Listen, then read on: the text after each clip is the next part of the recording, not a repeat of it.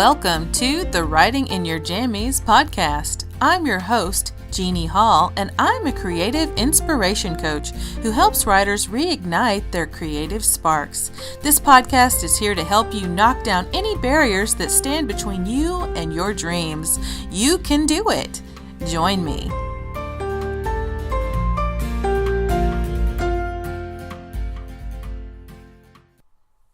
Hello, and welcome to the Writing in Your Jammies podcast.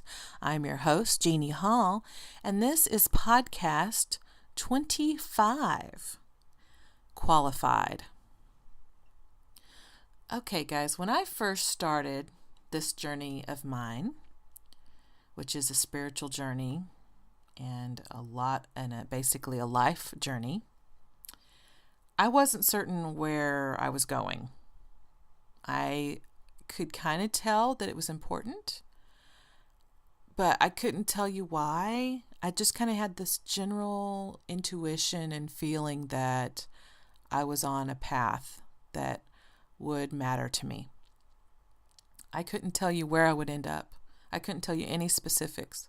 It was just this general sense of, you need to do this, Jeannie, kind of thing.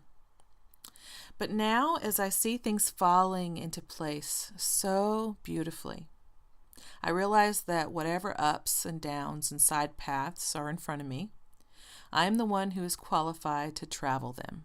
Uniquely qualified, even. Now, maybe you're thinking, qualified? That's a strange way to put it. And it may be. But hear me out. One of the frequent hang-ups us spiritual beings in human form experience is a lack of worthiness. We think we're not good enough, smart enough, strong enough, etc. We don't think we're qualified to do what following our dreams would require of us. And let me use myself as an example here. Here are the bullet points of my career path. Brace yourself.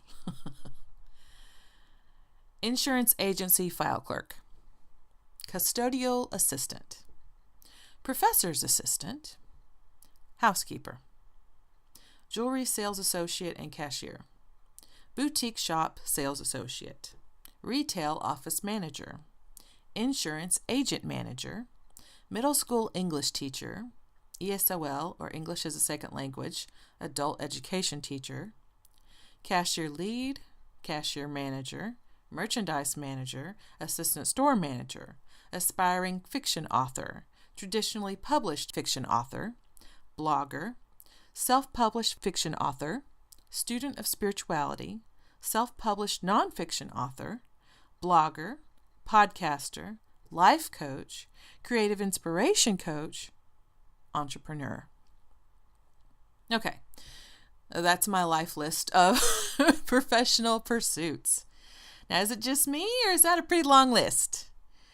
Now, granted, I'm 44, so I've been around a little while. And several of those jobs were doubled up. A lot of them I've been doing at the same time. But still, that's quite a bit. That's quite a few jobs to have. And as I'm looking at them now, I look at that list, and what I see is a woman who wanted something more professionally, but didn't know precisely what it was, and that's very true. I was searching. I've spent much of my life searching for what I really want professionally. And for quite a while, I didn't find what I was looking for. I couldn't seem to find it. Or did I find what I was looking for without realizing it? Here's the thing. I think I might have, without realizing it, found exactly what I was looking for. It might have been a roundabout way of finding it, but I think I did, actually. The thing about that menagerie of jobs is that each one of them taught me something I needed to know for who I am becoming now. From the custodial and entry-level jobs, which, did I enjoy those jobs? No. Does anyone? Maybe. I didn't. But from those jobs, I learned that I was stronger than I thought. I learned humility, and I learned endurance. I learned that I could do it. I could deal with it. And even if I wasn't super happy with it, I was okay. From my management positions, I learned how to discipline myself and others. I learned how to lead by example. I learned how to train and support others, which is super important. I've always been the manager that people come to. I'm the one they call. I'm the one they go to. I'm the one they ask for when they need help. I'm always the one that, when all else fails, call Jeannie, and that's usually what happens. From my teaching days, I learned how to hone my training and teaching skills into a variety of techniques because everyone learns differently. And what I discovered is that if someone wasn't learning from me, a student, and I've taught both children and adults, if someone is not learning from me, I don't see it as their problem. I see it as my problem. I am not teaching effectively or training effectively. If they're not getting it, then I need to change the way I'm teaching it. And that's a huge lesson. I learned that making students curious and my lessons fun and doable was the key to success. And I think that's true now too. As a life coach, it's important that I customize my techniques and what I give my clients so that everything becomes fun, hopefully, and even if it's not fun, it's at least doable. Sometimes we have to experience discomfort to get through change. That's just a fact of life. But if it can be as fun and doable as possible, then everyone is much more likely to follow your advice and do what you're telling them to follow that path that you're putting them on. But if it becomes too difficult or if you lose their interest, they're not going to listen and you've lost them. So the key is inspiring curiosity and also making things fun and doable at the same time. From being a writer and a blogger, I learned the importance of writing as communication and to be clear in my writing and get my point across, both for instructional purposes and for storytelling purposes. They're two very different things, but they're both very essential forms of writing. And teaching and podcasting and also doing Facebook Live videos, which I've been doing more recently, has enabled me to get over my public speaking fears. Or more accurately, let's not pussyfoot around. The truth of the matter is I needed to get over myself. Most of us who are afraid of public speaking, we need to get over ourselves. We're a little bit too focused on whether our hair looks perfect or whether we say something wrong or whether we say too much or whether we say whatever other word you might use too much. I'm is a popular one with me. I do that a lot. But you know what? That's what makes me human, and that's what, because if I got up there and I never said anything but what I meant to say, then I think it would get really robotic and boring. It's way more interesting if you've got someone who is speaking from the heart and using real language and having integrity with that and honesty and just being themselves. So that is part of getting over yourself, and part of me getting over myself was just realizing, who cares, right? Get up there and teach what you got to teach. Do your job, right? Being a student of spirituality taught me what life actually is. And it's taught me that I'm not an evil sinner and that I wasn't born into sin, which is what I was taught and that was the belief system that I was raised in, and I know a lot of people are. And if you believe that, that's cool. That's fine. And that's your choice. But my choice is to believe what is true for me. And that is that we are perfect, beautiful, spiritual creatures who have decided to come to earth and have a human experience. That's what my truth is for me. And I got to tell you guys, I'm so much happier and more fulfilled believing that instead of the other. But if you disagree, that's fine. No worries. It's all good. To each his or her own. But I do think it's important that our mindset and the way we look at things kind of helps us go forward in life and doesn't stifle us. So learning all these things from all these different job pursuits and career changes, how does this make me qualified to be a coach? Well, I'll be honest, I wasn't sure it did at first. I was like, I don't know. Because as soon as I learned what a life coach was, I was really fascinated by it. I was really excited by the prospect of it, because as soon as I learned what a life coach does, I thought, oh my God, that's perfect. That is perfect for me. I so want to do that. It's exactly what I wanted to do. But then I let my brain get involved, and my mind, not only does it have that little gremlin, as Betsy Pate calls it, that gets on us and says, no, you can't, a little evil booger that gets up there and likes to insult us and make us doubt ourselves and make us fearful.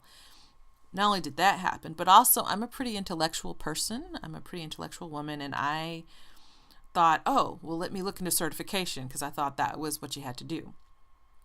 And what's really interesting is I found that certification is not required, because I started studying the work of people like Tony Robbins, Kelly Cooper, Ryan Biddulph, Betsy Pate, Angela Strank, Rinka Zimmerman, Derek Hendricks, and Brooke Castillo.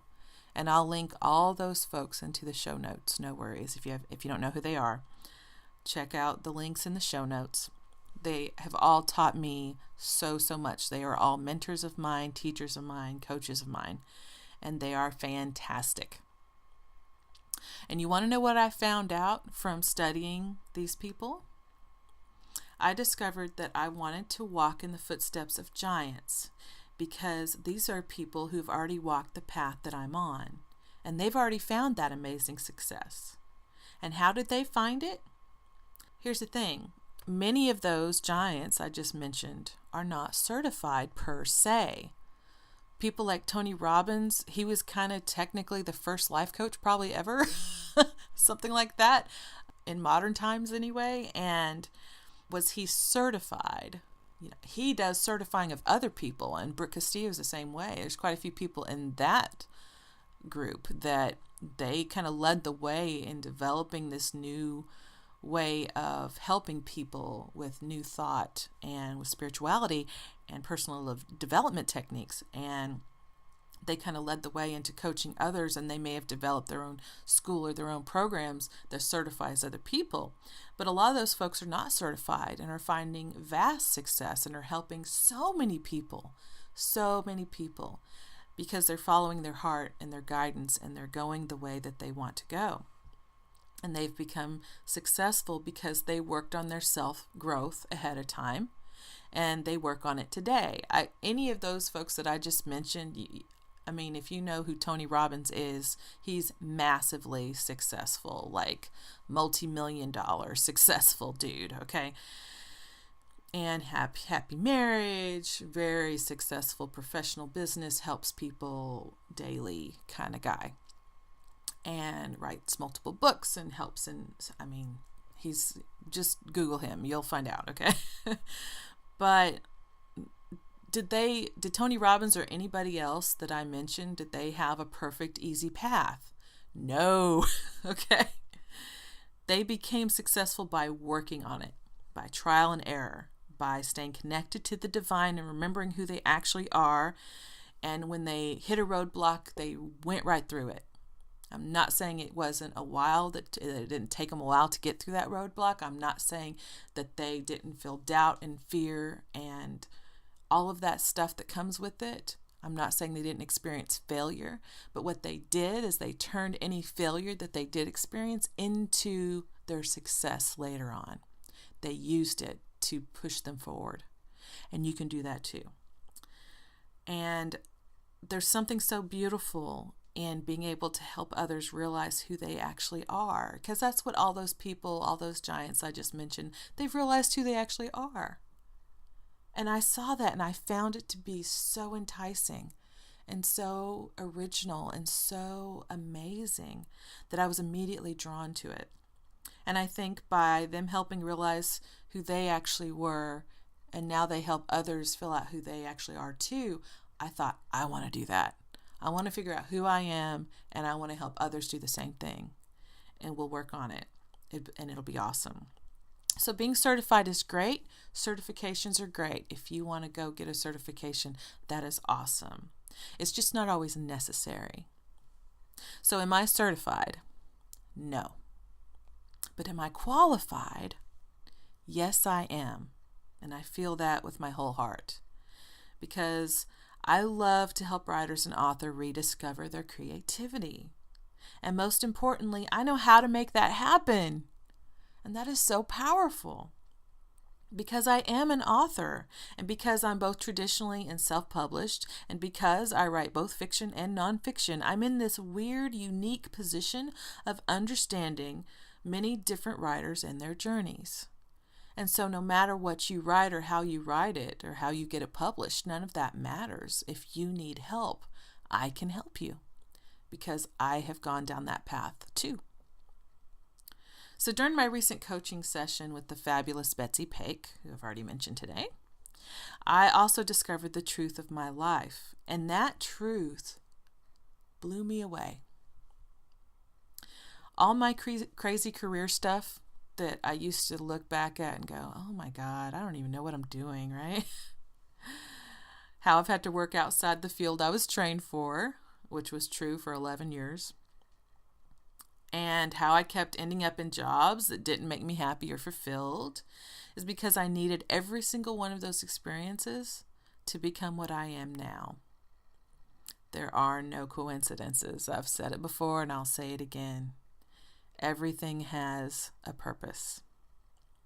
So now I'm a creative inspiration coach for writers who want to reignite their creative sparks because my whole life has led me to this point.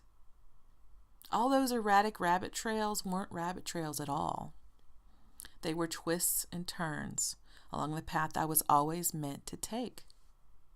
They have qualified me to understand you and where you are coming from. They have qualified me in how to help and serve you.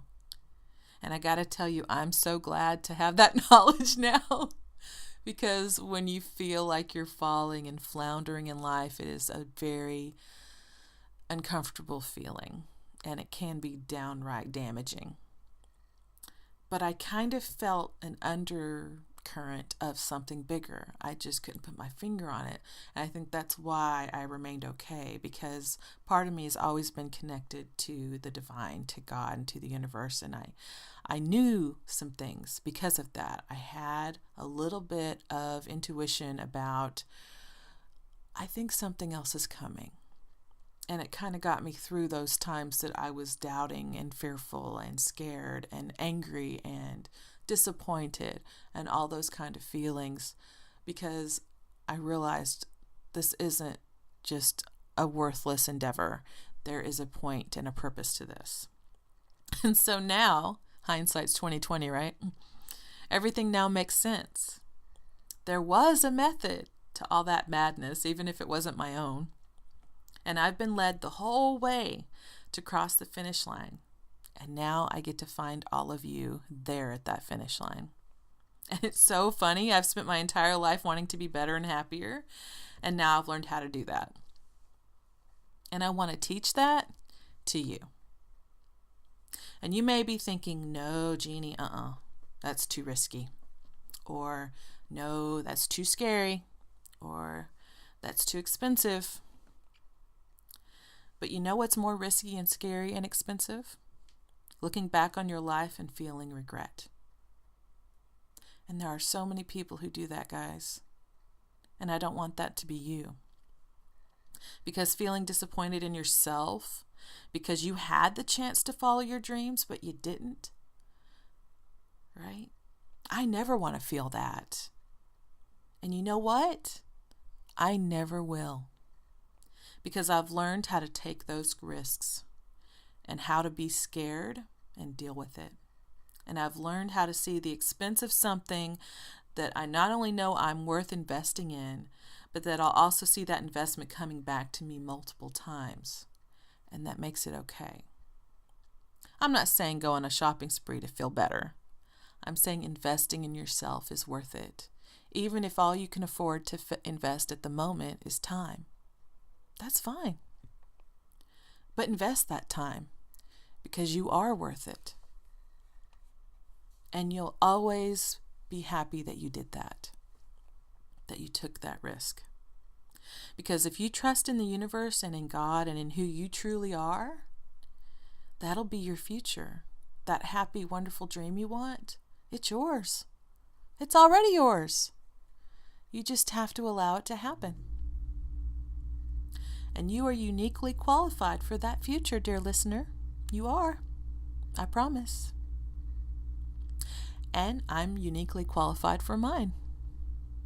So come join me. I'm inviting you. Besides, this blog and podcast are completely free. I've even left links to the podcasts that I think will be the most helpful to you in the show notes, so check those out. They'll be in there. And hint, hint, my coaching mini session is super duper free. Also, by the way, just saying, what do you have to lose? If you're trying to follow your dream and you've just been thinking about it without taking any real steps, change that now. Do the thing you most want to do. And when the fear comes, face it. Look at that fear and scream at it. I'm a badass. I can do this. And you know what? You will. And this cool thing that you are thinking about and making happen will come. And also, the coolest thing is that you don't have to be alone in that journey. It's not like you're stepping off a cliff all by yourself and flailing in the wind. There's a lot of people who've been on that journey before you. There's a lot of people who will be on that journey at the same time. So we're all on our own journeys, but there's no rule saying we can't travel that path together. Come on, it'll be fun. Come join me. So until next time, have a fantastic day, week, month, and year. Bye-bye.